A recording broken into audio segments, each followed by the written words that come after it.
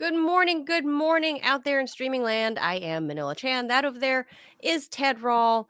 You are tuned in to the Ted Manila Information Show, or just TMI for short, where we bring you way too much information overload on random stuff. And also, warning, we do allow cursing on the show.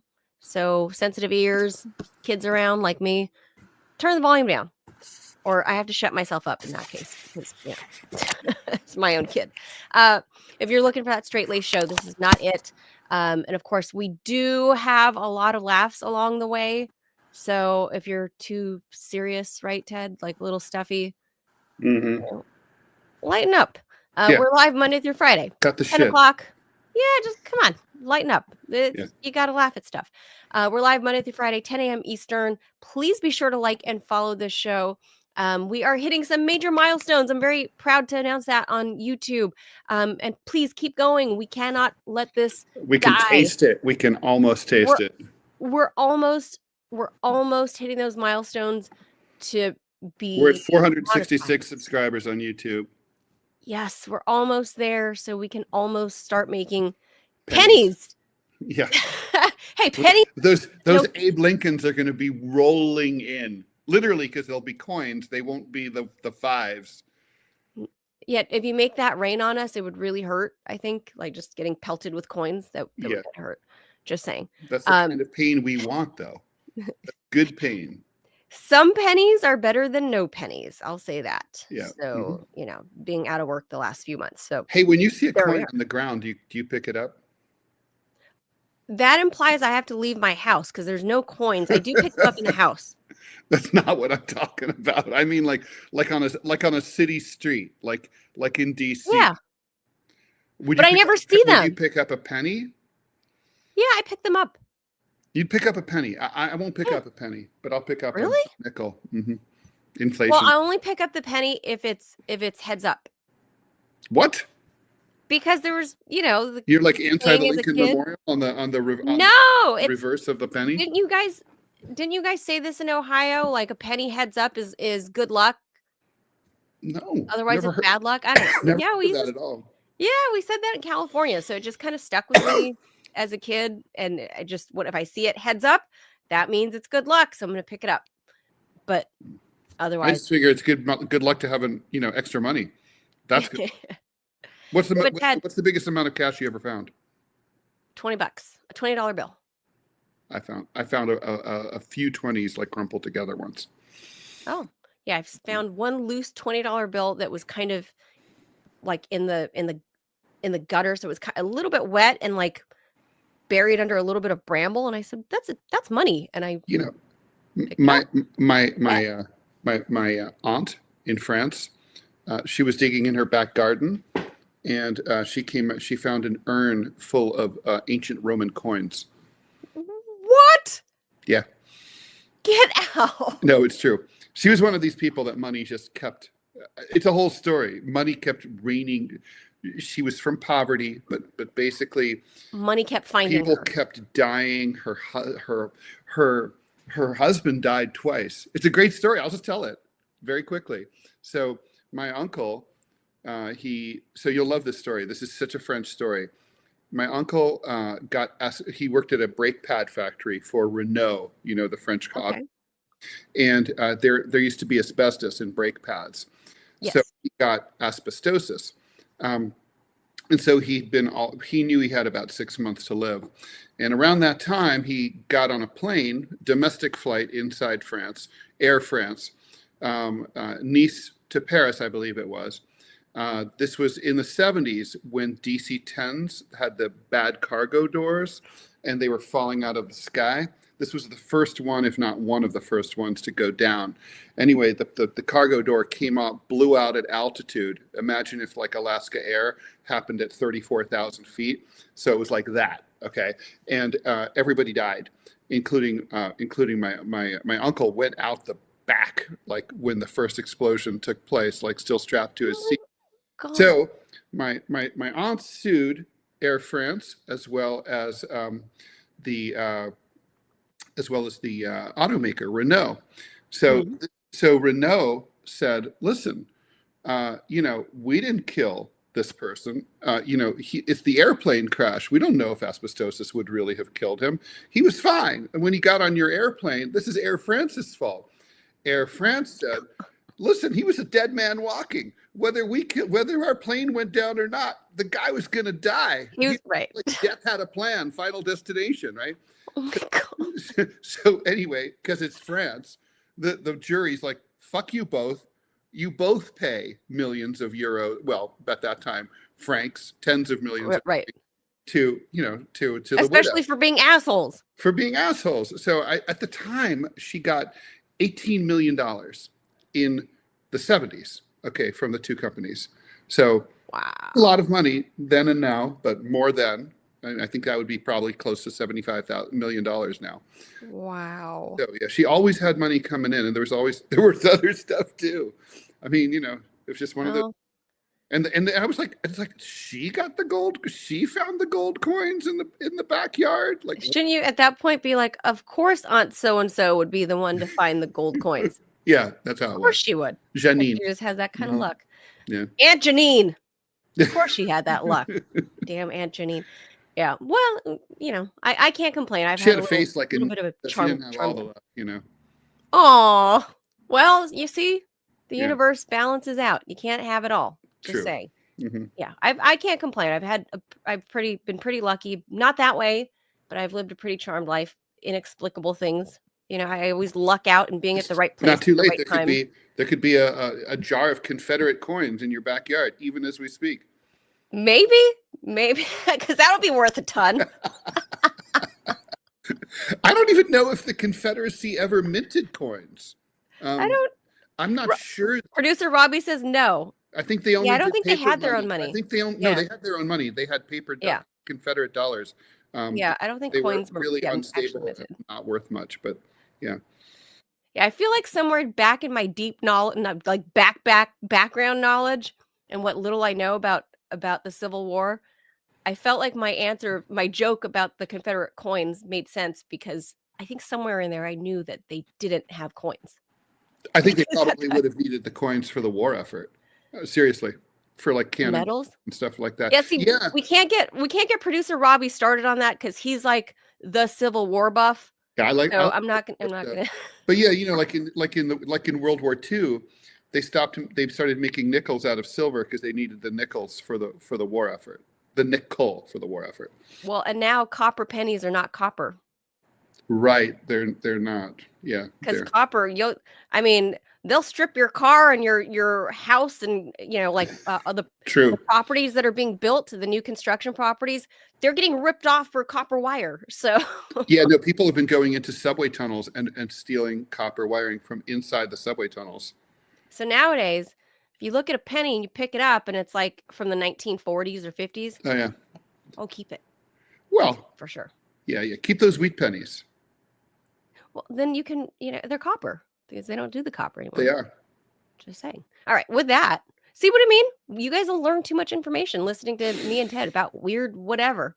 True. Like, the Confederacy didn't mint coins. Did you know that? No. Yeah. You know that before now? So in the event that you find yourself in a time machine and you're in 1862 south of the Mason-Dixon line and you're looking in your pocket like, oh, I don't have any coins, that's okay. No one has any coins. With that, if you're black, that's not okay. That's bad. You're in a bad situation. Yes. Do not be black and go backwards to like anything pre-1865. Arguably, really pre-1970, but that's me. Arguably. But yeah, at least don't go into the 1800s. Just saying. Mm-hmm. Just saying. All right. Let's hop into headline news.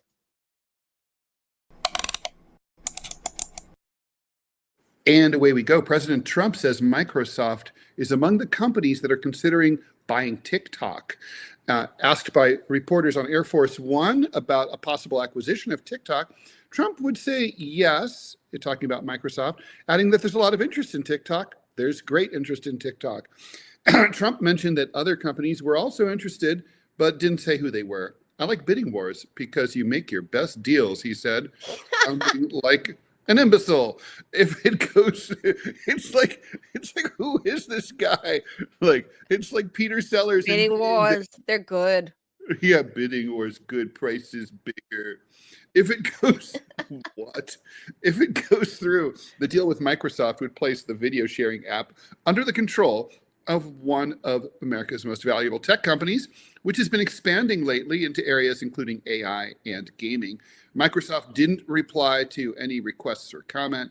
TikTok, which has 170 million users in the US, has of course attracted some significant interest from investors following the government demand that it either be American-owned or get closed down.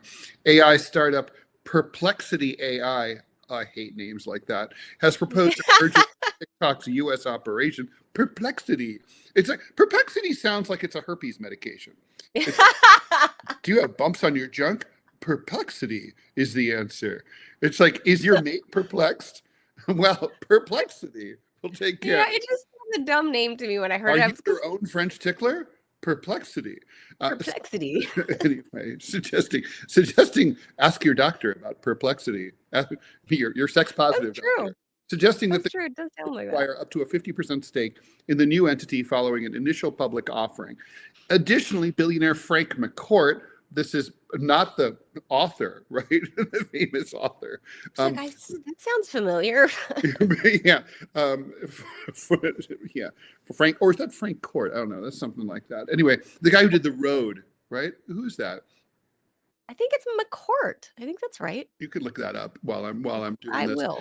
All right. Frank McCourt, former owner of the LA Dodgers, has made a formal offer. That's right. Same name. Frank McCourt. He had to wear like a, tails and a top hat, a formal offer. He was like, he had to be, clean shaven at all times. He couldn't make it informal. He couldn't wear jeans, or t-shirt. He had to be formal. He was like, and I, Frank McCourt, hereby request to purchase the talk of tick. And by the way, that is the same name, the author. That's why I thought that's confusing. They should say right. Because actually, I've never heard of the LA Dodgers dude. Well, I knew his name because he was in LA Dodgers, but then I thought, I never connected the two because I don't know why. I just knew I knew the name, but as an author but then I thought, well, he's still alive, so I confused myself. And by the way, total confession, I have coffee in the other room that I want desperately. I'm trying to figure out when's the best time to segue. I think right after the headlines, I'm going to run in there and you're going to introduce our guest and then we'll get into our subject. I can read a couple of the headlines. How about if you read the next one? All right, I'll be right back. Are we okay? We're on number 2. We're on number 2. We're on number 2. Okay, Ted wants to go get coffee. Okay, go get coffee. I'm gonna hit this one up here. So, we talk a lot about citizenship here in the U.S.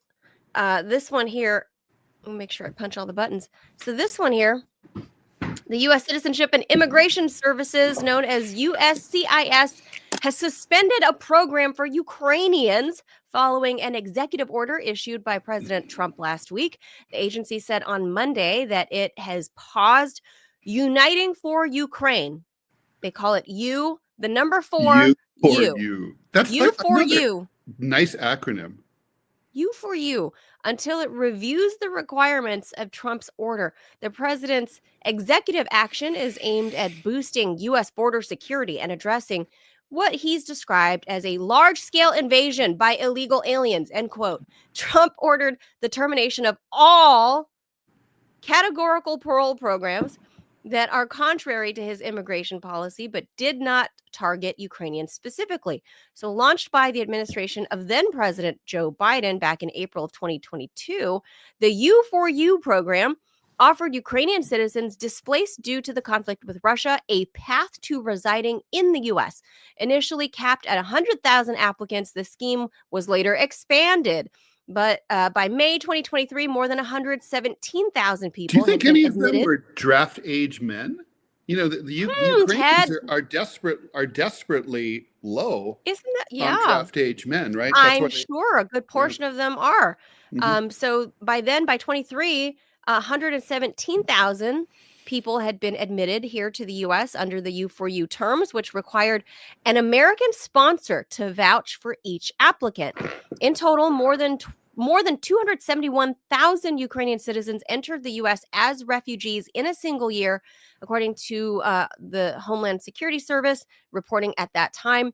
Then the Trump administration has now also issued a 90-day halt to most U.S. foreign aid programs, including assistance for Ukraine.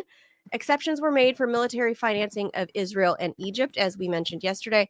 According to the Financial Times, several diplomats of the State Department have urged the government to make an exception for Kiev as well, because, you know, all those people are entrenched in the State Department. And Ukrainian leader Volodymyr Zelensky claims during a press conference he claimed on Saturday that the U.S. military assistance was not halted. Well, Okay. he's like, hey, the money's still hitting my bank account. Right. However, good. NGOs Yeah, NGOs in he's Ukraine. worth $1 billion now. Well, I've heard that too. However, NGOs in Ukraine were reportedly instructed to stop most projects funded through USAID. So, you know, Ted, if you're Volodymyr Zelensky, it's still raining on that dude. Like all the countries are making it rain on him. So I don't That's think he's true. going to notice. Well, I don't all know. the Western countries. You know, you get to a certain level, you're like, okay, $1 billion is good, but $2 billion is better. I want to be a triple billionaire. Yeah, a billion. By the way, we have some breaking news. USA Today. Humanity, you're going to love this. This is actually would have been a classic final countdown story. Humanity is at its closest point yet to destroying itself ever, according to Tuesday's reset of the symbolic, ominous doomsday clock. The symbolic clock now reads 89 seconds to midnight, advanced 1 second since last year. It's the closest the world has ever been. It's a metaphor for how close humanity is to self-annihilation, according to the Bulletin of Atomic Scientists, which has maintained it since 1947. And basically, there you go. Yeah, and you know, there's the whole history of it. Blah blah blah. Midnight would be the apocalypse. Nuclear threats are still high. Well, I mean, we thought this war was going to lead to that, right? And I mean, I think denuclearization could really seriously would be, like, you know, which Trump has said he'd like to see between him, the U.S. and China and Russia would be amazing. Yeah, I don't know that he's that guy. I mean, but I also didn't think Reagan was going to be that guy, right? I didn't think Reagan was going to be that guy either. But at the same time, he wasn't totally that guy, because he kind of duped the Soviets into giving up way more arms than the United States did. He was like, you go first. And they were like, okay. And they're like, let's blow these up. Let's get rid of these or whatever. Right. And then Reagan was like, here's what we'll get rid of. So the Soviets like, but it was like supposed to be 1 for 1, bro. Yeah. It's like, we just don't want to. It's the American way. Hang on to these. We're just going to hang on to these nukes. The worst. There's just like no question. We really are the worst with making I'm trying to deals. Honestly, if you have to think of other scumbag countries, I mean, okay, Saudis, they're up there. They're scummy. I mean, the government, not the people. Well, right. We're talking strictly about governments here, but right. I would say a lot of Australia is pretty scummy, but it's not, going to say a lot as of bad as we are. No. As far as like Western countries go, I think we're tops on being scummy. Close second with our sister English-speaking country, the UK, or the UK zone, the UK, yeah. But very close, because the UK, they would be as bad, and they used to be as bad. It's just they don't have the power anymore. But in the modern time, like in 20th century and into 21st, the U.S. is definitely the worst. And what I never understood about like the Cold War era, right? And I get I was a little kid, but I was always interested in this stuff. And what I never understood, even growing up into my teenage years, is when you learn of the numbers of the nukes that were destroyed, and it wasn't one for one like it was supposed to be. Like, we're supposed to be evening out so we have the same hand, right? Like, that was the idea. And then the US is like, yeah, no, we're gonna keep ours. Why didn't when they later became the Russians and not the Soviets, why didn't they ever learn that, like, hey, fool me once, shame on you. I know. It's like, I mean, Fool me twice, we were shame talking, on me. Manila, you and I were talking about this I guess it was about a week ago, about like, how Russia, Vladimir Putin called Bill Clinton and said, hey, I know. I'd like, hey, everybody's Can joining we hang NATO. out? We want to join NATO too. And then, Hey, we're not the Bill's Soviet like, Union anymore. Can we be homies? yeah, it's like, Bill's like, the fuck? I'm sure he's like, can you imagine? Could you, like, you know? Yeah, he's at the party with all of them in China, and they're like, who's on the phone? It's Vladimir. Yeah. He wants to come. It reminds me of the time as a freshman, I was in the marching band in college, and we went to Boston, and next door to our hotel room where my friend and I were staying, both freshmen, all the upperclassmen were having an orgy. And and we're like, we should go knock on the door. Hey guys, can we come in? And they're like, fuck off. That's what it was like.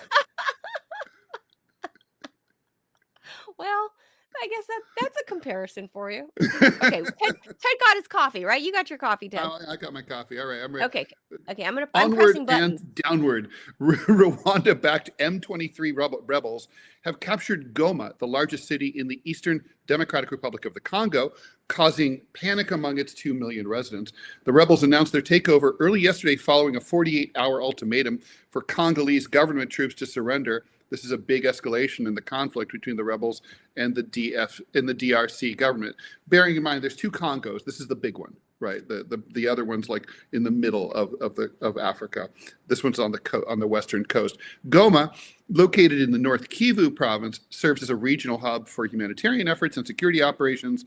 M23, which is ethnically Tutsi, are one of many armed factions aiming for control in the region, which has incredible amounts of mineral wealth, estimated at $24 trillion in value. M23 captured Goma in 2012, but withdrew under international pressure. UN experts think that the group has since added about 3,000 to 4,000 Rwandan Defense Force soldiers. About 2.5 million people, more than a third of North Kivu's population, have already been displaced. The DRC cut relations with Rwanda and asked the UN to impose sanctions. However, both nations' presidents are set to meet at an upcoming summit to try to defuse the crisis. So, this is kind of the blood diamond area. It's like a lot of rare earth minerals. It's that horrible legacy of, colonialism in Africa, where, it's just unstable governance has been the norm really since independence in the 50s and 60s. And it's just sort of never gone away. I mean, people don't know this, right? But like Congo, which for a while was called Zaire, for those of us who are older to remember that under Mobutu. But anyway, and then before that it was the Congo. Now it's just Congo. But that area is, it was once the entire country, which is vast. It's the size of the United States east of the Mississippi River. That country was once the complete personal property of King Leopold of Belgium. And when I mean personal property, I mean he had the deed to the Congo, the entire thing. It wasn't like on behalf of the Belgian government as the monarch of the, it wasn't like a symbolic thing. Like he could have sold it to he could have gone on Etsy and sold it. Right. It was like, they've never recovered from all that exploitation, and it's still mineral rich, but fucked up beyond belief. And if people remember from pop culture, Don Cheadle being nominated for an Oscar for Hotel Rwanda. Yep. And it was about like the Tutsis and all of this. It's all of this. The Rwandan genocide, which spread across the borders. People aren't really aware of that fact. I mean, that civil war even impacted Diane Fossey's Gorillas in the Mist thing, right? Like the gorillas were getting killed but gorillas were being killed by But gorillas. gorillas, yes. Yeah. Gorillas being killed by gorillas. But, but Or should we say why? gorillae? Oh, gorilla on gorilla violence. Yes, it was. It really was.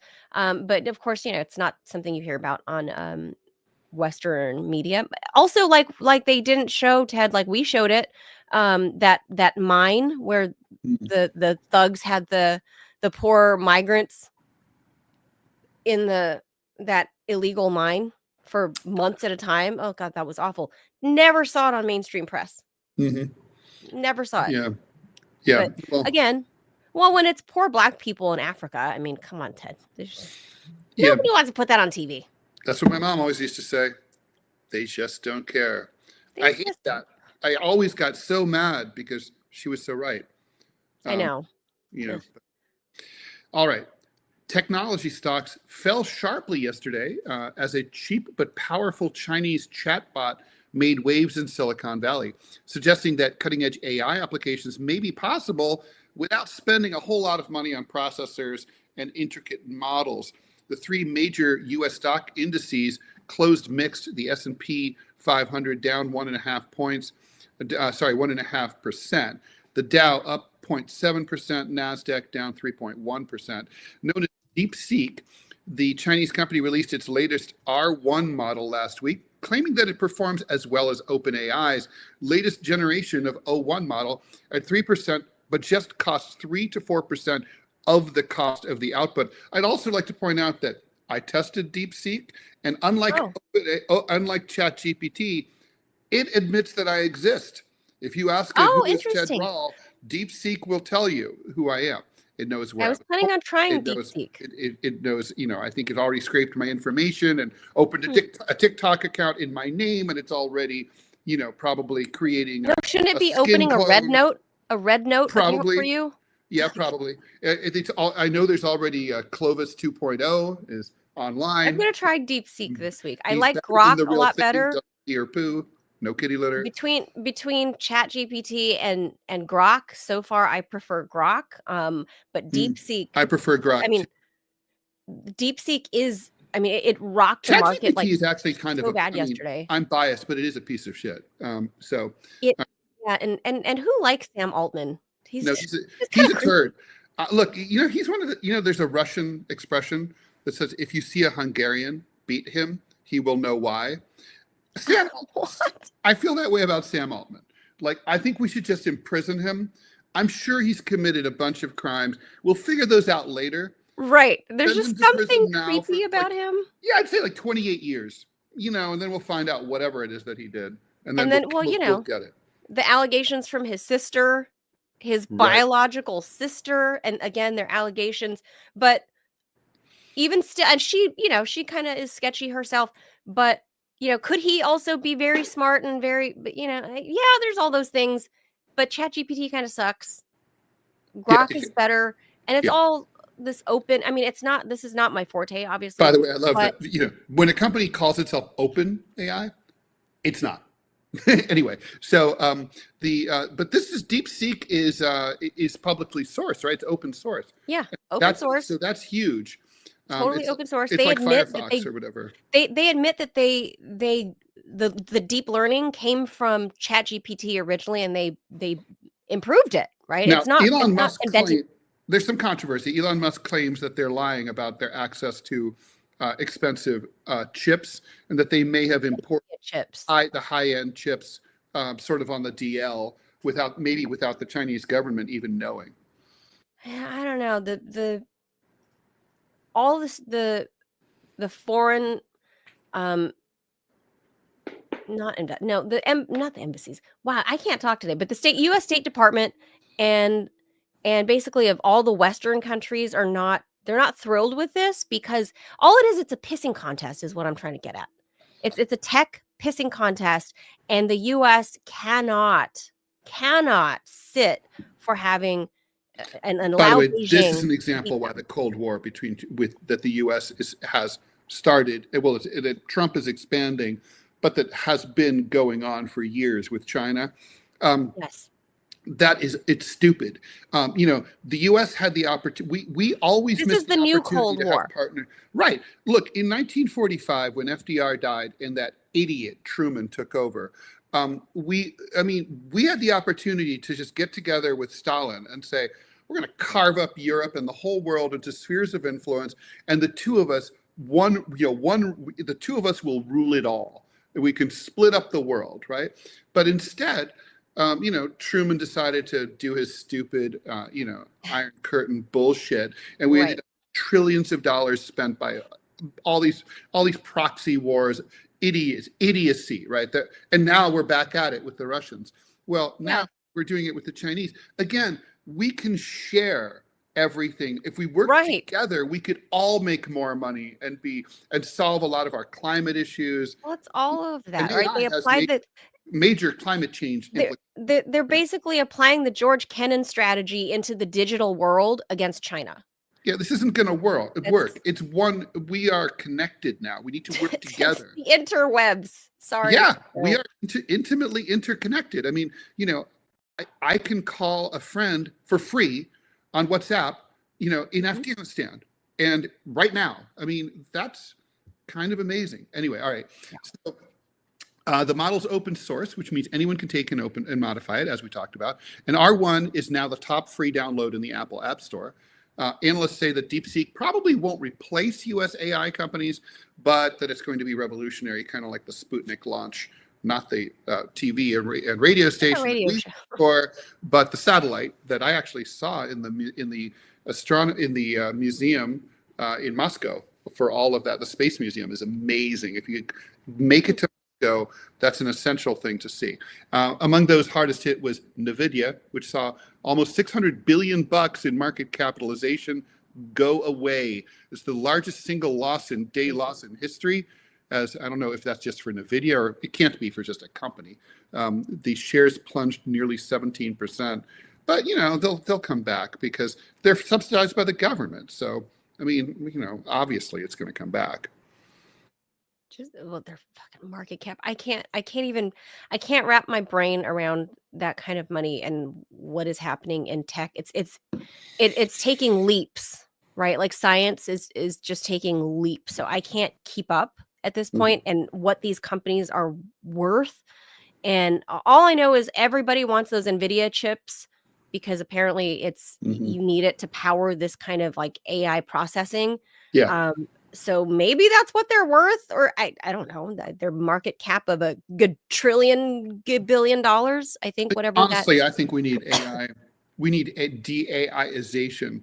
I think it would be great if the biggest economies in the world, right, the old G8, in order to include Russia, right, right, they should all get together and maybe decide to take it slow and like put the brakes on AI and figure out, the energy. Elon Musk also said that, right? He said he thinks it's dangerous, and a lot of people have followed suit. A bunch of those techies went to Washington and they all said, we can make a lot of money from this, but we want you to regulate us. Because if you're a private entrepreneur, right, like Musk, and you might personally be like, okay, this is a bad idea, I don't want to do this. But if your competitor is doing it and you're not doing it, then you're going to go the way of God, what was that computer? Oh, like Wang computer, right? You're just not going to be able to keep up, and so you're gonna be dead. So, but if the federal regulations say no one can do this, then it regulates the marketplace. I mean, it is a good thing to do. And finally, most importantly, a piece of fossilized vomit dating back to the time of the dinosaurs has been found in Denmark. Local fossil hunter Peter Benecke found the fossil at Stevens Klint. That's a UNESCO-listed coastal cliff in eastern Denmark. The self-declared fossil geek said that he found some unusual-looking fragments, which turned out to be pieces of sea lily. That's an underwater species that are related to starfish and sea urchins in a piece of chalk. Benecke took the fragments to be examined at the Museum of East Zealand, of course, where else would you go with your rock puke, and confirmed that the vomit could be dated to the end of the Cretaceous period, 66 million years ago. That's when dinosaurs like T-Rex and Triceratops were out walking around chilling. Jesper Milan, paleontologist and curator at the museum, told the BBC that it was truly an unusual find because it helps to explain relationships in the prehistoric food chain. It tells us something about who was eating who 66 million years ago. Now, during this period, fish and sharks ate sea lilies, which are hard to digest, meaning that they would then regurgitate all the chalk bits, which is exactly what I do. When I eat a sea lily, I puke chalk bits, which is just normal. This find is a unique glimpse into the everyday situation at the bottom of the Cretaceous Sea, the sea during which the dinosaurs lived. The discovery is also significant for improving our understanding of past ecosystems. Milan said his museum had only sent the info to the local press, but the discovery has sparked global interest. This is the world's most famous piece of puke ever, he said. Well, Ted, I can die in peace now that I have that missing link about the Cretaceous period hashed out. I wanted to know what people, or not people, what the dinosaurs were eating, and how, how this piece of sea lily got into landlocked places. Now we get it. Now we get it. It was puked. It was puked up. Yeah. I mean, that is incredible. That 66 million years, it's a long fucking time. I mean, the continents literally looked different than they do now. Yeah. It's like the land's been moving around. I love a good prehistoric story. Very cool. The thing is, it's true, right? We don't really think about, like on TV, we still never, or in the movies, you still never see anyone piss or shit, right? It's like it does, or puke, hardly ever. It's like, and yet we all do it, right? It's kind of strange. And and I know that in paleontology, there's all sorts of studies that people don't talk about that are super important. Like, look, here's this fossilized seed, or here's a fossilized poop. Exactly. Right there. The guy's holding a fossilized, or girl, gal is holding a fossilized. Poo, or is that I don't know. That's a dinosaur poo. It's dinosaur poop, I think. God, can you imagine, like, when you have your pet dinosaur in the dinosaur litter box? It's like, man, the size of those poos, they're going to keep you busy. Yeah, that's why dinosaurs had to go extinct. They were terrible pets. You never pay for the litter. Not sure I would. I know this is a fossil, but I'm still wouldn't be keen on picking it up just out of principle. Wait. So let's say you had a $66 million year old poo. You wouldn't like lick that thing and no? I'm just looking at the picture. It still looks. It's a rock. I know it still looks. It still looks too much like regular poop. True. I can't get past all this. The real poo is gone. It's just in the shape. It psyched me out. I know. Very little it's poo DNA rock. Is still in there. I know it's millions of years old, but even still, my brain can't get past the visual that it still looks like a regular poop, and you should not be holding it in your hand or in your mouth. That's all. That's all I got to say about that. Just this is why, Ted, I did not go into the medical field, because this is not for me. You didn't want to handle dinosaurs? I don't want to handle that. Wouldn't have come up, I don't think. I mean, if it did, it would be really interesting. No, because you have to dissect things, and I just don't want to myself touch the yuck and the gunk. You know what? We have that in common, honestly. All kidding aside, I didn't go into the medical field for the same exact reason. Ironically, not for me. At my, somewhere when I was around like 35, something turned, and I was able to, and now I'm like, I could totally do it. No problem. I can gut a fish. I can do all that. I can do that. But I can't, no problem. And once you're a parent, you totally can. Yes. You handle so many gross, bodily fluids. It's like not a problem. Yeah. All right. Well, that's enough talking shit. That's right. We could do another piss take. Wah, wah, wah. Wah, wah. All right. Let's switch gears into our main topic. And I might have to disappear myself with all that poop and vomit talk. No, don't do that. No, I'm just so we're clear, I think I caught my son's stomach bug.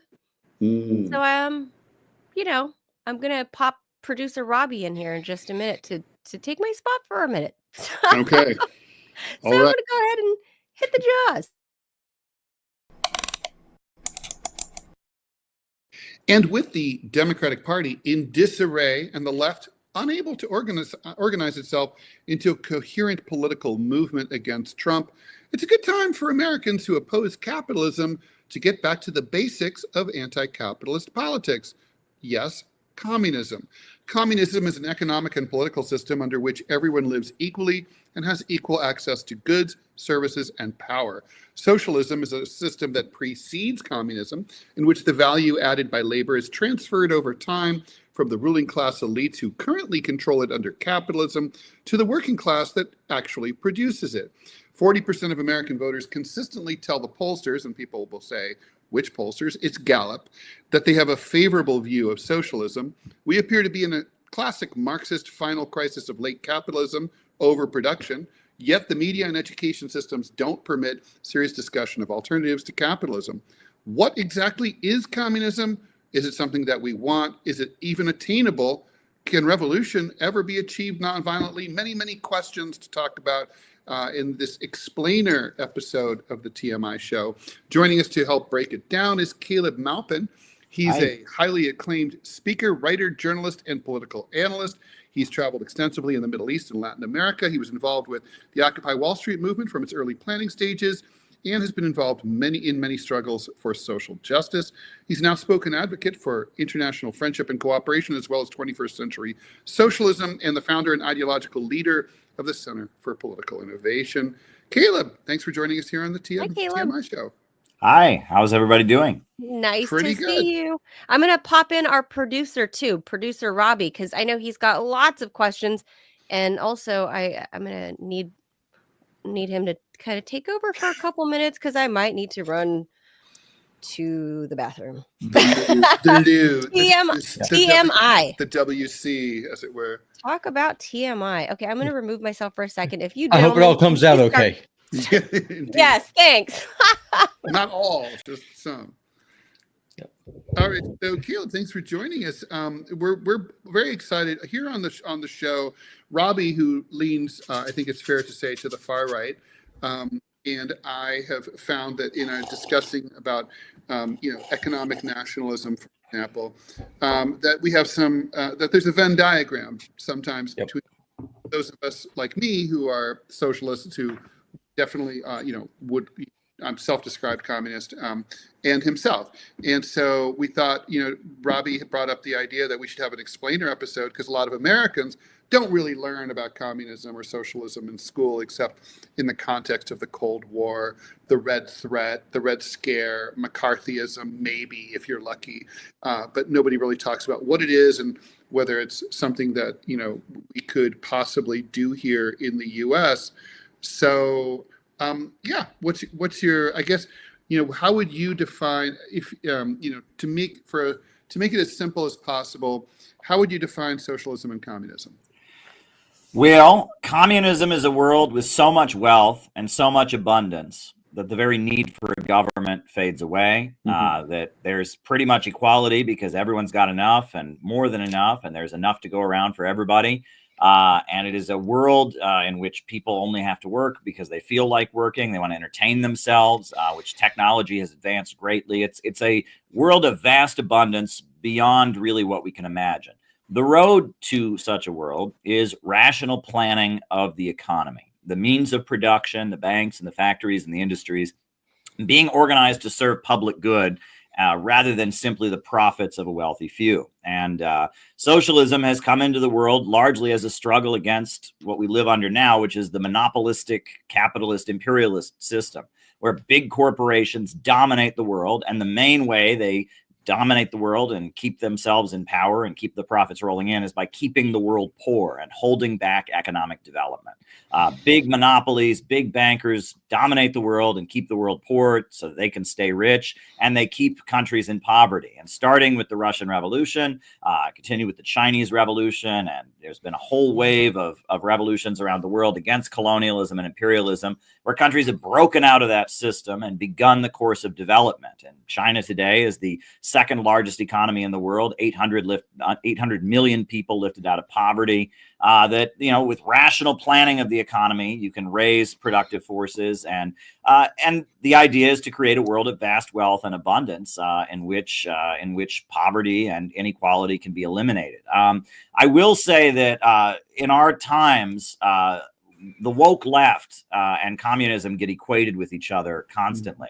And as somebody who's been to many communist countries, many international communist gatherings and all of that, the idea that China is doing the woke thing is absurd. The idea that, you know, you go to Venezuela, you go to Nicaragua, you go to the countries that are, you know, largely, you know, following the Marxist ideology and building an anti-imperialist society. The idea that they have something in common with the, you know, the Rachel Maddow fan club is just absurd. And it's gotten to the point where I'm starting to describe myself more as an innovationist rather than a socialist or a communist, because my views haven't changed. I'm an anti-imperialist. I'm an advocate of a socialist planned economy. However, I just, you know, I look at the woke people. They don't believe in economic growth.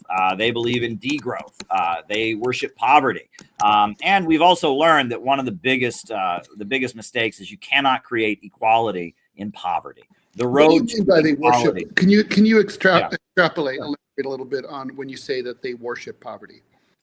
Well, you know, poverty is not socialism, but to be rich is glorious. That was said by Deng Xiaoping, the founder of the leader of modern China right after Mao's death, and that there was an attempt to create socialism in poverty. In many of these communist countries, they had their revolution, they were isolated and cut off from the world economy. So they tried to say, okay, we're very poor, but we're going to be very, very equal in poverty. And that was a disaster. Cambodia under Pol Pot, Kampuchea.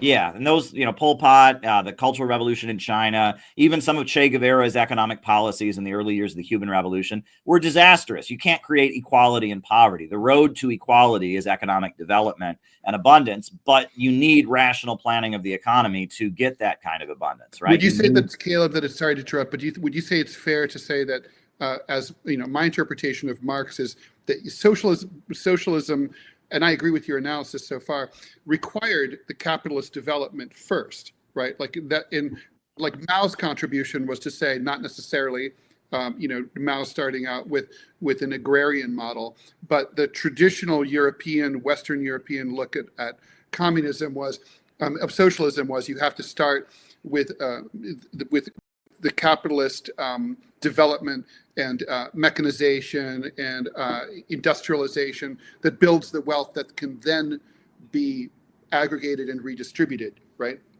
Well, I mean, the capitalist economy of the world was a great advance over feudalism, and no one questions that. In feudalism, you didn't have electricity, you didn't have running water, you didn't have a lot of the great advances, and that you needed. Although they only worked like 3 hours a day, though, on average. So well, yeah, I mean, you needed capitalism to unleash the productive forces to the point that we could eventually develop a modern socialist economy. However, capitalism moved into its stage of imperialism, monopolistic capitalism, and it kept countries across the developing world in Africa, Asia, Latin America, kept them in chronic poverty where they couldn't develop. And so in order to have independent economic development, in order to build up their economies, they had to break free and establish kind of a planned economy. I mean, imperialism is the British Empire going to India and burning all the looms and forcing them to import their cloth from Britain. Imperialism is NAFTA. The people in Mexico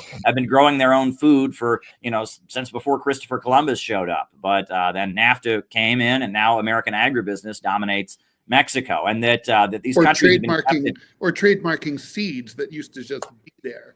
Yeah, and that countries have been kept in poverty, have been kept under the domination of foreign corporations, have been unable to develop. Their resources maybe get stripped away by foreign corporations, but they don't get to develop. And that it requires kind of an anti-colonial revolution for these countries to even start on the basic road of industrialization.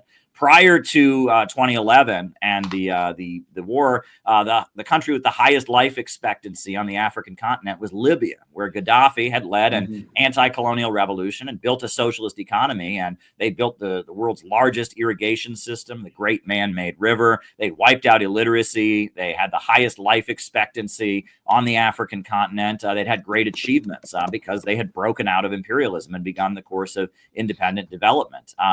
So that's what you could talk about when you talk about socialism. It's, in China, they call it socialism with Chinese characteristics. And there's a market sector, a very big market sector. A lot of people have become millionaires or billionaires. But at the end of the day, they have 5-year economic plans where you have a government that comes out of this anti-colonial, anti-imperialist revolution that plans out the economy to make sure that growth continues, to oversee and plan economic growth. And I eventually believe that in the United States, we're going to need something similar. I've raised the slogan, we need a government of action that will fight for working families. And ultimately, if we're going to have growth and prosperity in America again, we're going to need a government that breaks the power of the big monopolies and, and steps on Jeff Bezos and steps on the Rockefellers and the Carnegies and the DuPonts and organizes the economy to once again have growth. And I think socialism in America would involve empowering small business owners, would involve rebuilding the infrastructure that's decaying across America and putting our oil and gas under public ownership so the wealth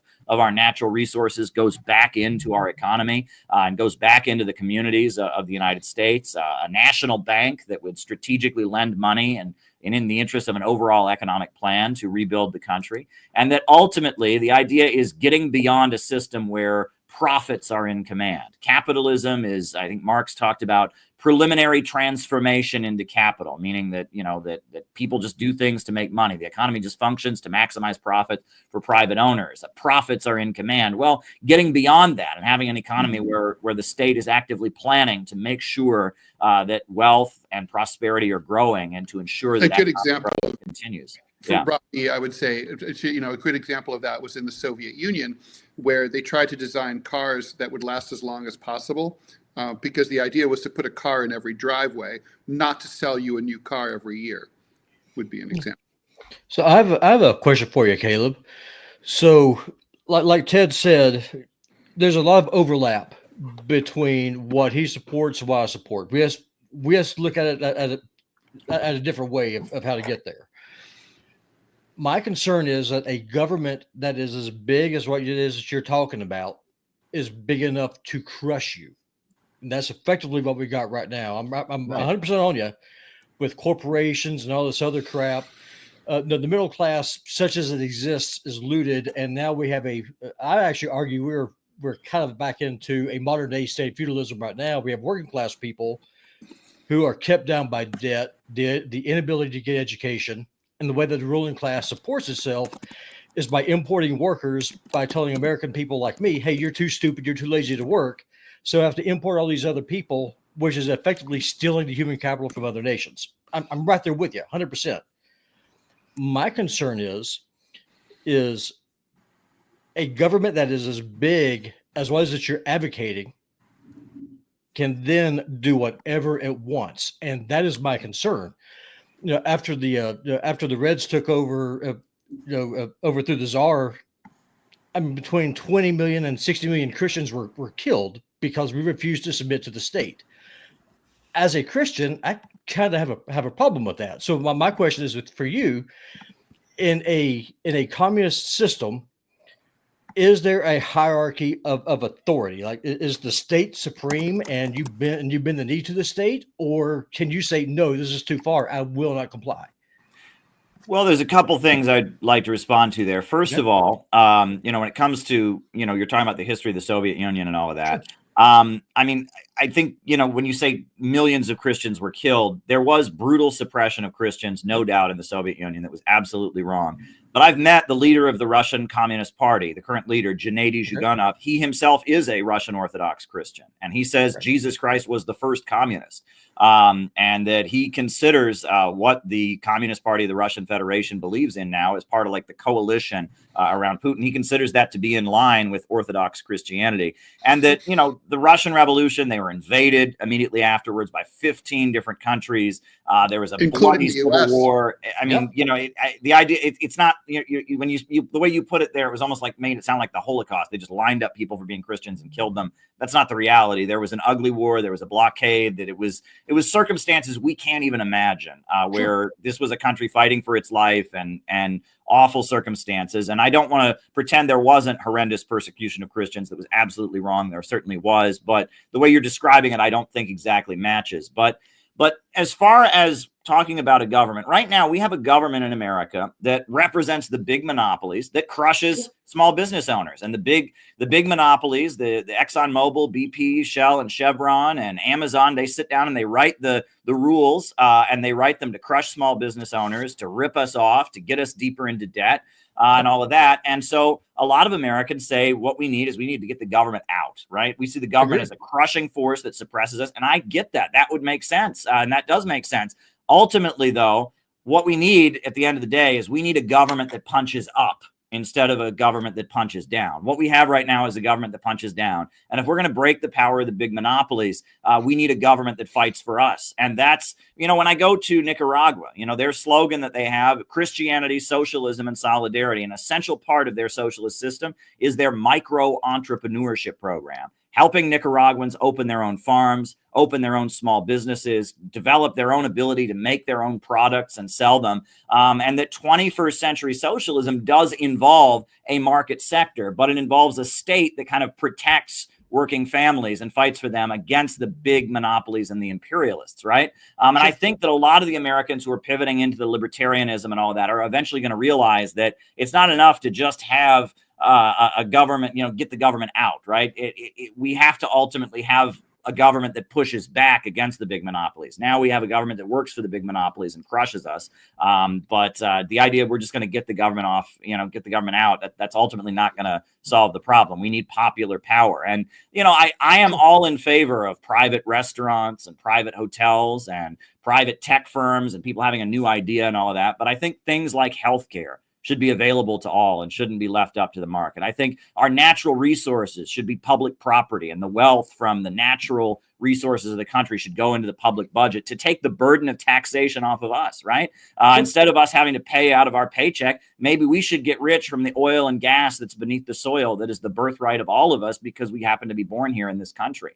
And that the wealth of the country should go into the public budget so we don't have to pay taxes for all these things. I think we can look at this a different way. And I do want to make clear the equating of the woke left with communism. George Soros, the godfather of the woke left, that's the guy who toppled communist governments all across Eastern Europe. He was the guy who bankrolled all the protests to bring them down. And he's one of the main enemies of the government of China, one of the main enemies of the government of Russia and all that. So I see this a lot of, if I thought the woke left were communists, I certainly wouldn't ever have been attracted to these ideas. So I do want to make that clear.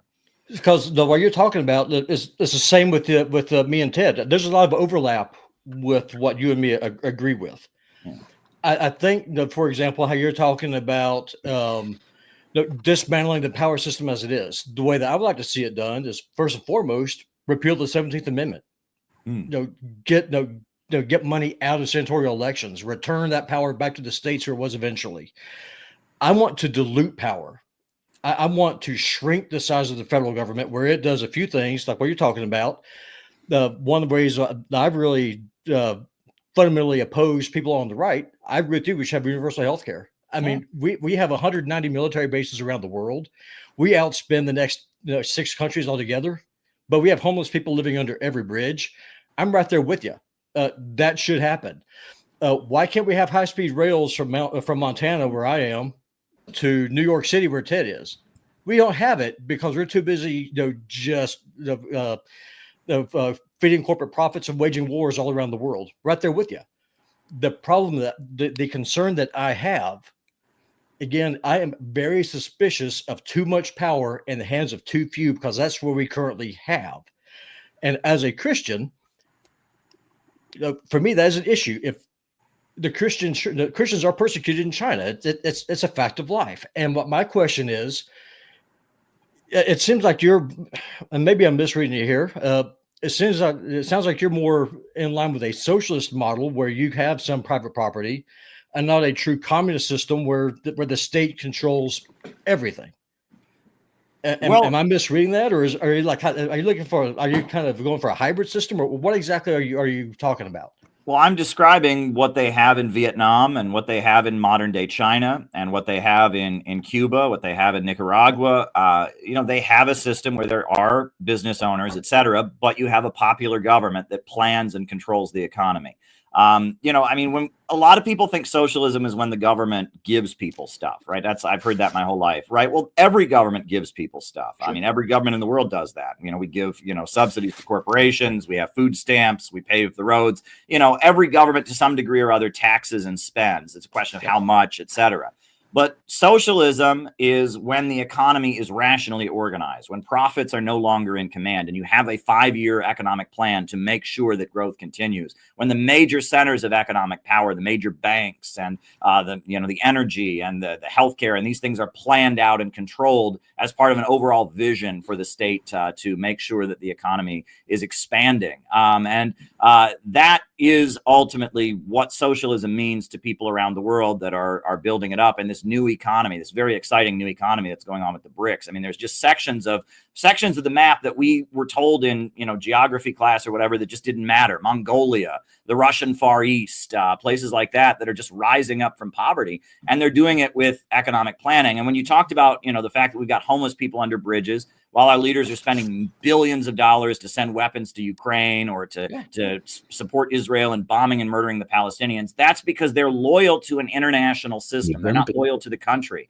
They're loyal to an international financial system that is the rule of the world by these big monopolies. And that's what Vladimir Lenin called imperialism, the highest stage of capitalism, the rule of the world by big monopolies and banks, that the main way they get rich is keeping people poor and centralizing wealth into great commercial centers like Wall Street in New York or the London Stock Exchange. And that is ultimately the biggest enemy, I think, of working families around the world, but also right here in America. What they used to do to Africa and Asia and Latin America, they're now doing to Ohio and Pennsylvania and Montana and Texas, right? I mean, the fact that our power grids are collapsing, the fact that, the wildfires were raging in Los Angeles and they didn't have the proper equipment to put the fires out because they sent a bunch of it to Ukraine to fight this war that has no benefit to the American people, right? Our leaders are loyal to this international financial system, these big monopolies, and the communist governments of the world are countries that have broken out of that system. I think America needs to do the same thing. We need to break out of this international imperialist system,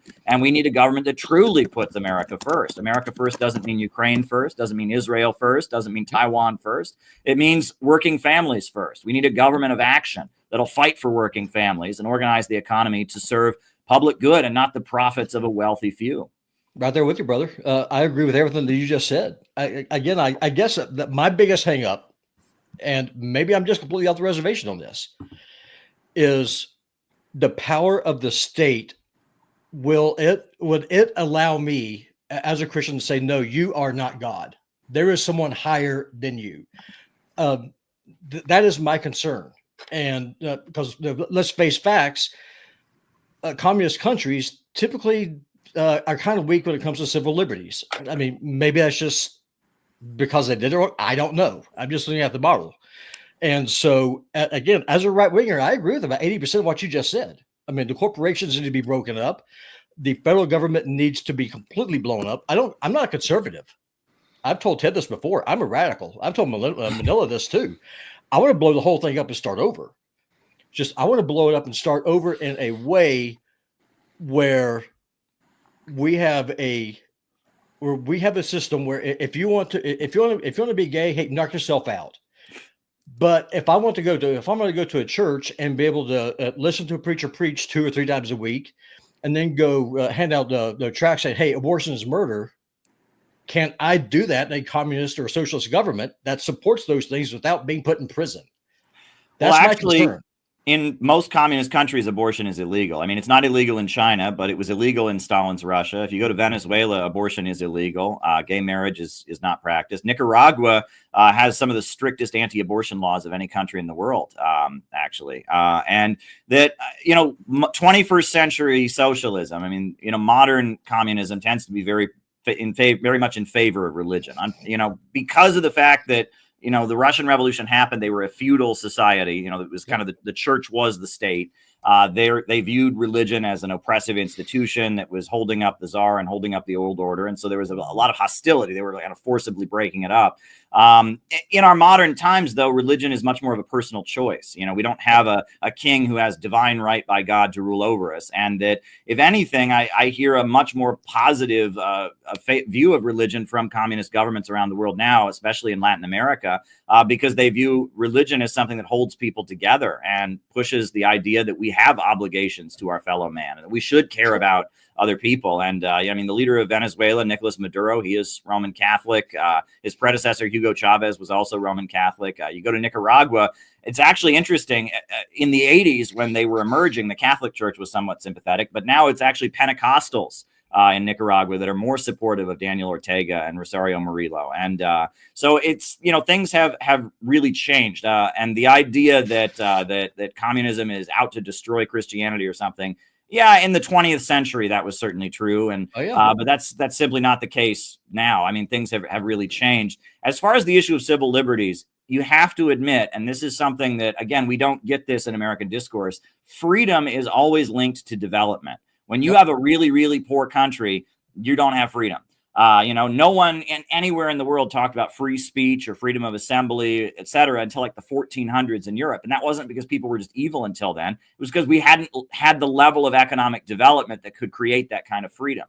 And the road to freedom is abundance, right? And the more a country develops and has economic opportunity, the freer and open it can be. But when a country is kept in poverty, when a country is having a civil war or whatever, it tends to be very, very authoritarian. And ultimately, we would like to create a world with so much wealth and so much abundance that the very need for a government could go away, that people could just kind of do what they feel like doing, from each according to his own ability to each according to his needs. But that's based on vast abundance. And in order to get there, we need to rationally plan the economy. And that's the issue there. And that, when we talk Caleb, about what about the role of entrepreneurship? I mean, there's always one of the big criticisms of socialism is that it takes away the work incentive. And certainly the Soviet model, which had a lot of, problems, so you've described some of them, was an example of that. I remember visiting Moscow and trying to get a cab, and the cab driver was paid the same whether or not he drove or not. So people basically like, fuck off, I'm not taking you anywhere.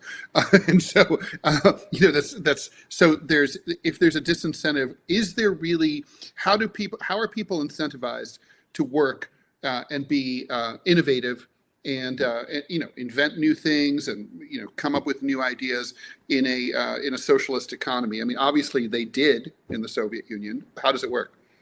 Well, first of all, I think it's very clear that in the 1980s, everyone could tell that the Soviet Union needed to transition to be more like China today or Vietnam today. They needed a market sector.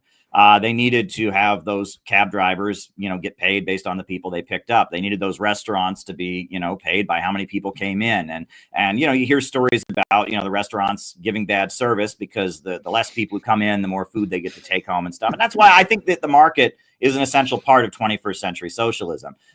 But what the Soviet Union achieved was, this was a country that was not electrified. This was a country with no oil industry. This was a country that was completely impoverished, and they had a revolution, and they had 5-year plans, and they built the biggest steel mills in the world. No country was making any more steel than they were.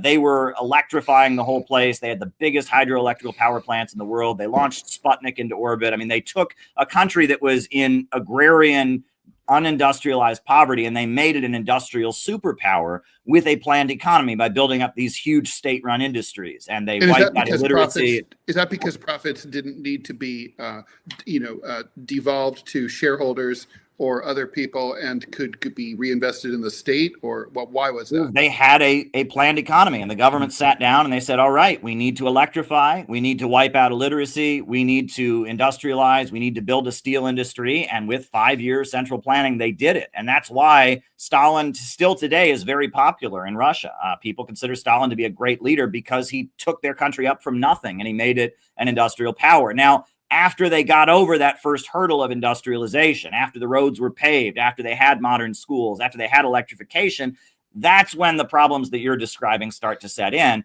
And it was very clear that at that point you need the market to kind of complement that, industrial base that was built by a state-planned economy.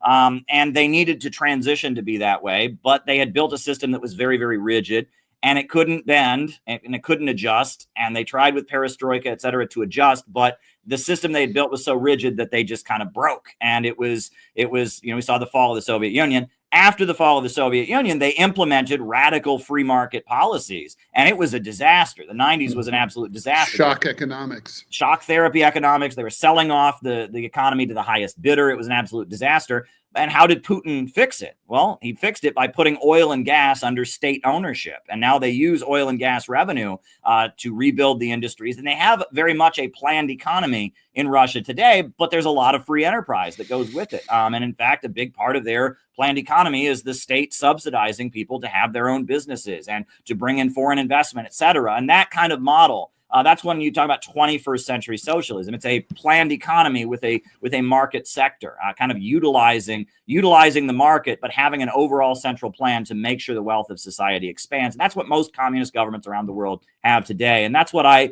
think would ultimately be the solution for America and for most of the world. We should have a rationally organized economy in which people are encouraged to innovate and to start their own businesses, to have new ideas, et cetera. And in our gig economy, that's kind of essential, right? The idea, the old Marxist way of seeing things, it's like the workers in the factory struggling against the factory owner. I mean, that's just not the way modern industry is carried out. We're moving toward a kind of mode of development in which the worker has very little role at the assembly line.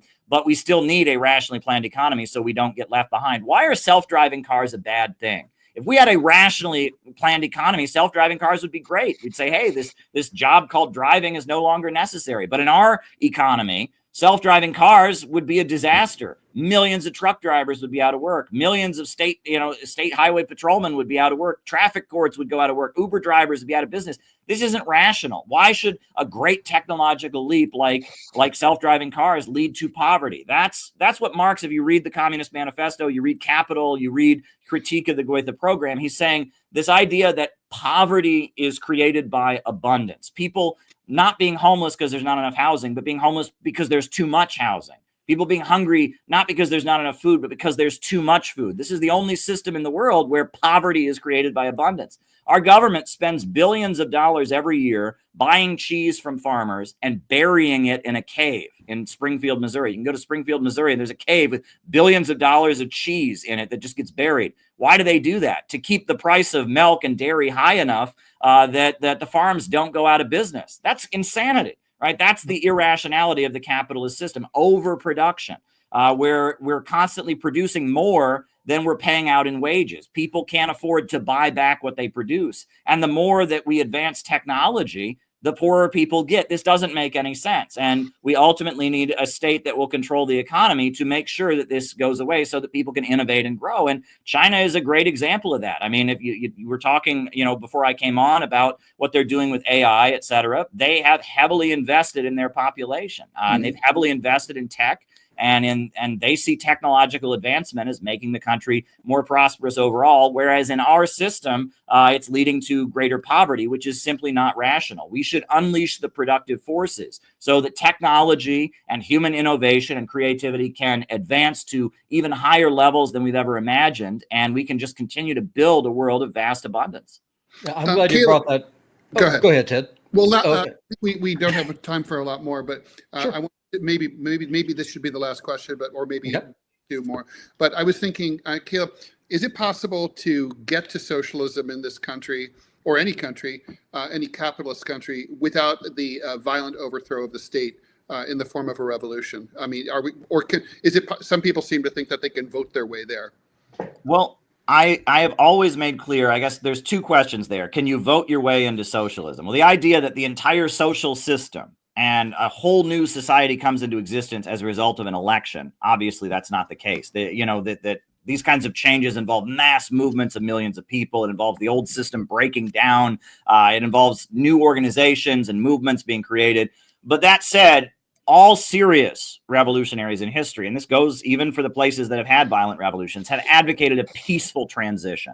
The working people of this country do not want a civil war. Working people have so much violence in their lives, crime rising, instability, etc.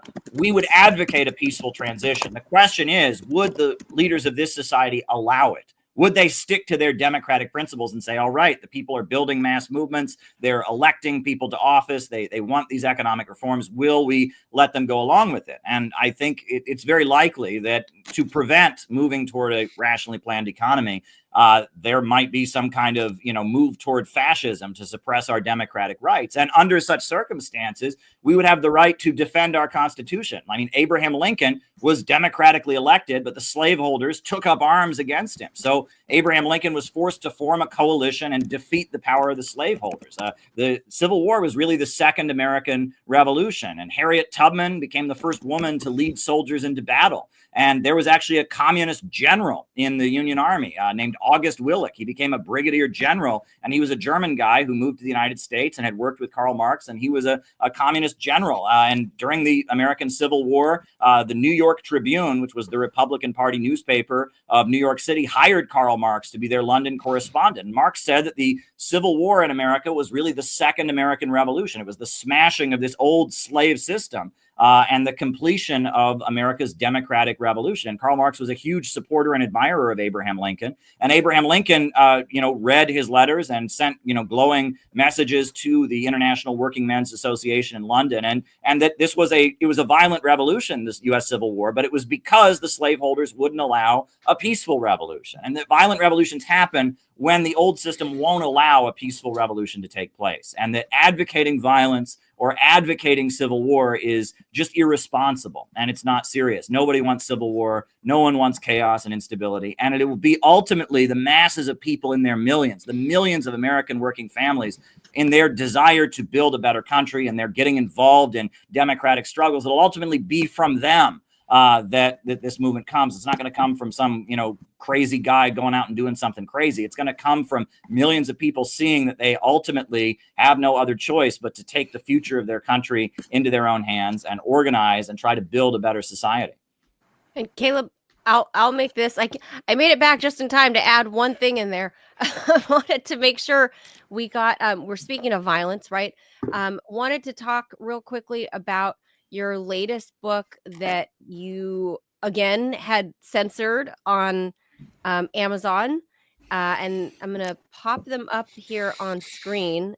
Here's the Amazon version of your book. It's called "The Danger of an American Years" or "Danger of an American Years of Lead" by Caleb Maupin. But the original title is this one. I don't know if people can see that, if I can blow that up. I can't make it too much bigger, but it's called "The Killing of Brian Thompson and the Danger of an American Years of Lead."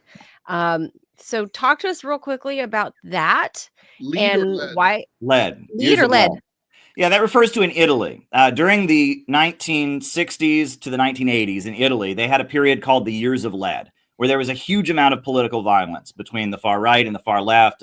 Communist groups were kidnapping people and murdering people. Far right fascist groups were killing people. And it was a huge amount of instability that we now know was the result of U.S. intelligence. The CIA launched Operation Gladio. And essentially, they fomented all kinds of political violence in Italy to keep Italy from leaving NATO. The Communist Party was going to win the elections peacefully, democratically. And so the CIA funneled money to communist groups and extremists. It funneled money to fascist, far-right, racist groups, and they murdered each other, and they killed each other, and there were bombings.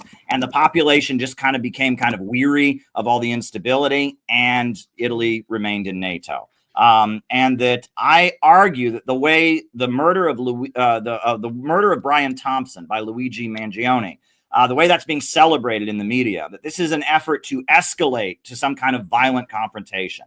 The way this murder of Brian Thompson, the healthcare CEO, is being kind of glorified.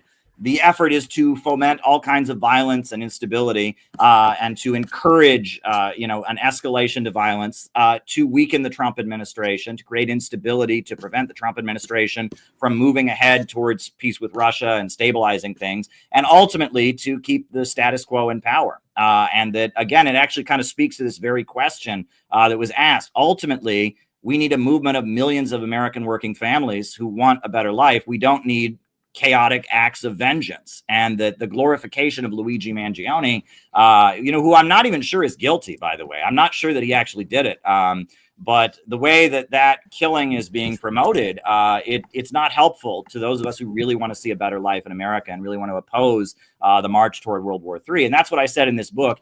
Amazon, Amazon would not allow it with that title. I called it The Killing of Brian Thompson and the Danger of an American Years of Lead. And I argued that the glorification of this murder was unhelpful and was dangerous and served nefarious purposes. And Amazon wouldn't allow it. So it's the exact same book with a different title. I just chopped the Brian Thompson thing out. I guess they have a rule against references to recent tragic events. That was their rule. And so I argued with them many times. Ultimately, they let the book go through with a different title, which I thought was very odd because you can get Luigi Mangione t-shirts on Amazon.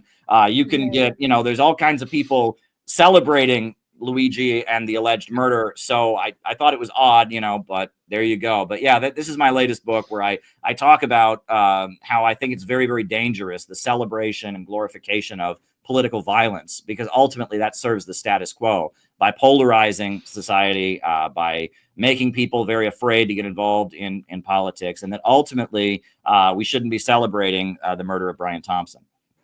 I'm with you on that. And this show we've had debates about that, and murder is murder is how I see it.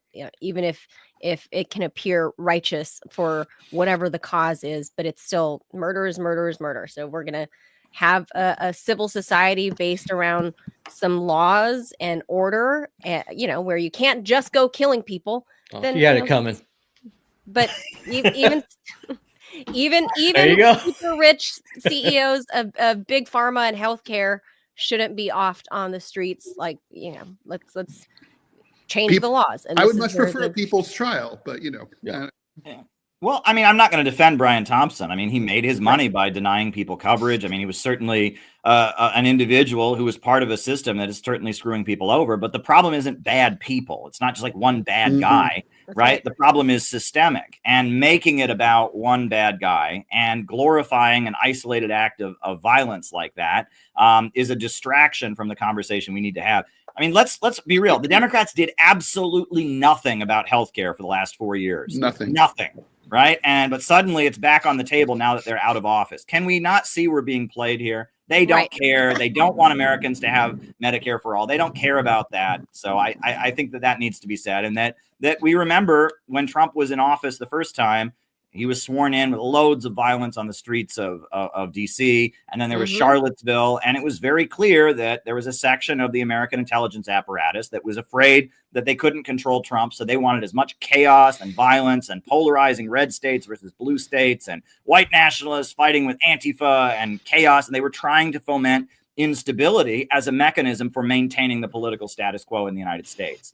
And I argue that the way this murder happened and immediately became glorified and celebrated and all of that is a similar operation. They are afraid that Trump might actually do some of the good things he promised to do, like make peace with Russia, like break apart the FBI and protect our civil liberties.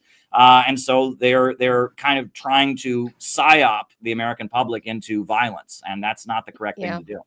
Agree. And this guy, like you said, the Democrats are no longer in power. But I mean, it's been easily 10 years since this guy who's leading the charge for Medicare for all, and they refuse to ever bring anything remotely related to healthcare for everybody to the floor in Congress. They could have moved it very easily when they were in power in Obama's final year or two when he was a lame duck. But they just didn't. They didn't advance any of that. And again, like you said, we're being played. They showed us what their priorities are, and it's war, not health, not care. And this guy got defanged, and who knows what Bernie's doing now. And we saw him campaigning for Biden, and then had to campaign for Harris, and I don't know what's happening there. But like you said, it's a systemic problem, and it's not one party or the other. Because ultimately none of the main big parties we have in the U.S. are going to care about your health.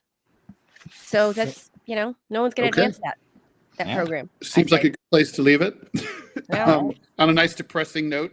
On a nice depressing note, how about let's love each other and not go murdering each other? How about that? Okay. That's a good Well, note. I'll just say this. We were at the inauguration. My organization, the Center for Political Innovation, we were there with a huge banner of Trump and Kim Jong-un shaking hands that said, "Only peace can make America great again." We distributed thousands of pamphlets to Trump supporters outside of Capital One Arena, and the response we got from Trump supporters was amazing.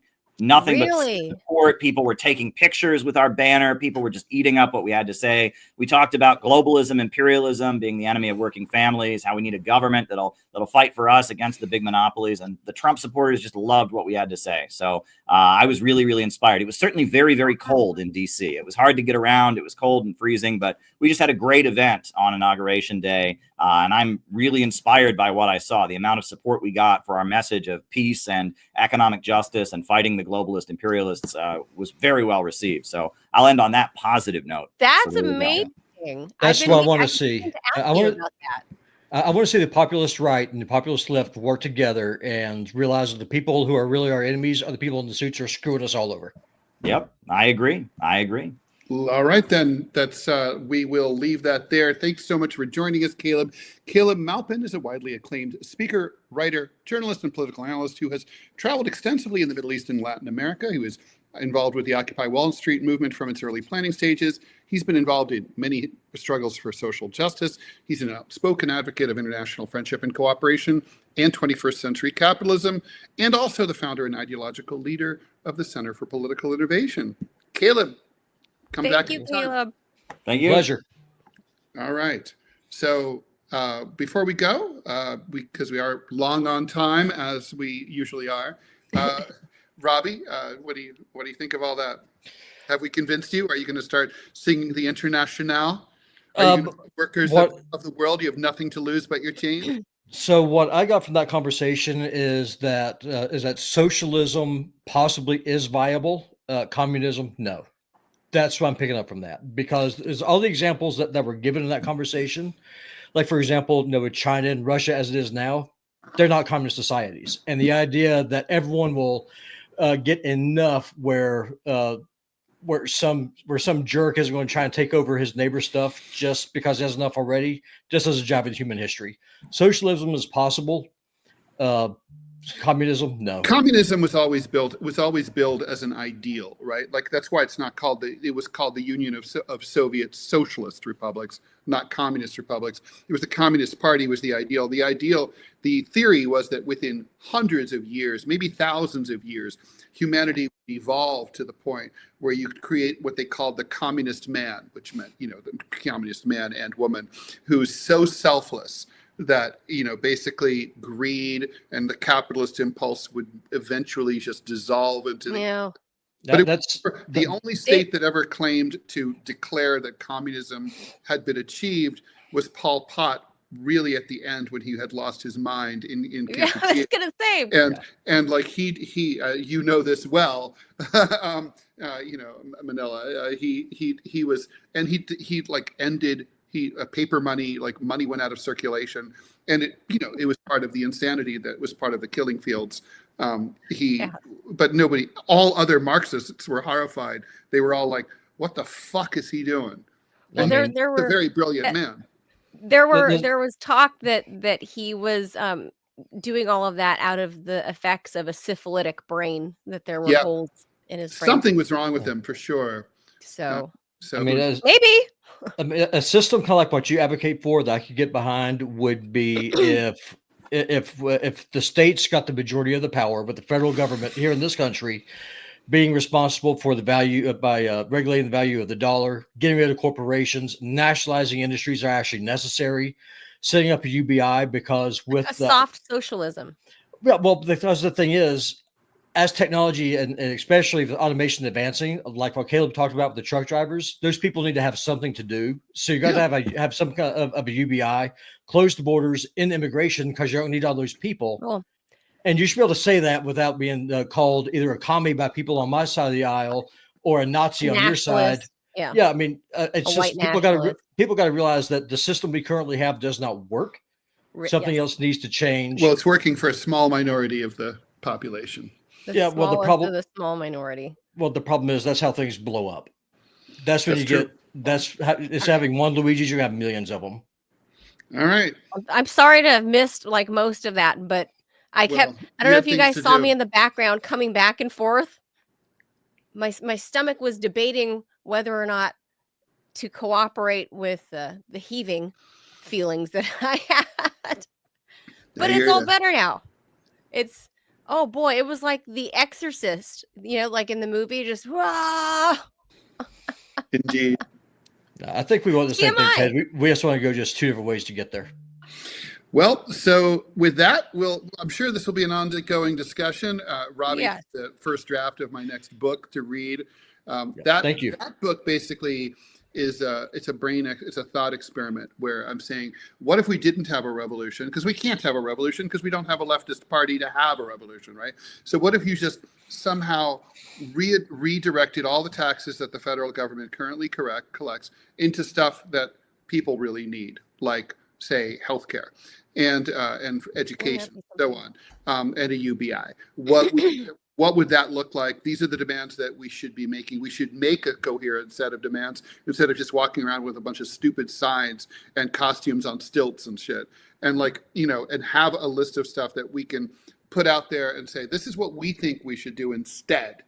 And this is how we do it. What do you think? And then if you think we're wrong about certain things, let's all fight it out and discuss it and figure it out. But that's the purpose of this book. Well, I'm looking forward to reading it. And I mean, anything that we can do to make it where we don't have homeless people living under every bridge. I'm on favor of giving it a whirl because one of the things as a Christian, we're commanded to care for the poor. And the church has really kind of given up on that lately. And by lately, I mean like the last 100 years. And so something has to change. It's just, I don't know how you get there. When I was a kid, Robbie, a lot of Catholic churches were open 24/7, and homeless people the doors were always open so that homeless people could sit on the pews inside during the off hours. Now nobody does that. It's pretty much unheard of. I'm sure it happens in other countries, but even in New York City, it doesn't happen anymore. Yeah, something has to change. That's all I got for you. Yeah, we'll have more like part 2 and 3 of discussion of this. Like, how do you get to that without? Oh, I think that was Siri telling somebody to drink water. That was me because now I'm working on just drinking a lot more water than I've been drinking. So I have a reminder set like every 2 hours. Hey, go drink some water. Well, everyone should take that 7 reminder, right now. and we should go. Yeah, I'm drinking 7-Up for my tummy. All right, guys. So we'll leave it there. Producer Robbie, thank you. I'm going to remove you.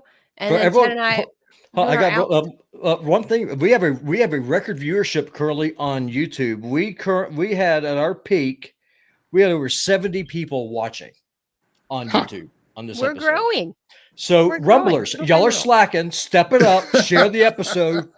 Yeah, but the Rumblers y'all in don't the want chat. Y'all don't want the YouTubers beating you. That's true. The Rumble chat is the lit chat. Like, it's lit. You have not been watching the YouTube chat today. That's true. I have not today. No, it's good today. Yeah. Really good. Well, that's great. Well, I'm happy to have both channels until the behemoth that is Alphabet realizes who we are and then decides to kill us. So and on YouTube, people have realized that Navy is a dick. So people are just trolling the hell out of him back, which is great. Shout out to you, Navy. I know you're watching. Screw you, sir. That's all I've got for you. Thank you, Producer Robbie. You're welcome. Y'all can send back to in other words. All right. That's gonna do it for us. We'll be back tomorrow. I think Ted's trying to avoid a snowstorm, so I think we're we're if doing. Not, you'll get. If not, you'll get more Robbie tomorrow. I'm forcing the issue. I have to bail at 11 for sure. All righty. 1 hour show only. Because Ted's got to hit the road because of a snowstorm coming. Yep. So there you have it. All right, guys. Thank you so much for tuning in. Make sure you guys hit the like and the subscribe button and see what a good co-host I was, Ted. I did not puke on air. No, that's no projectile puke. Yay. Yeah. That's just being a good host. Just Stay saying. close. All right, guys. Thank you. We'll see you tomorrow, 10 a.m. Eastern. Adios, amigos. Lots of seltzer. Bye. 7 Up. Bye. Yeah, that too.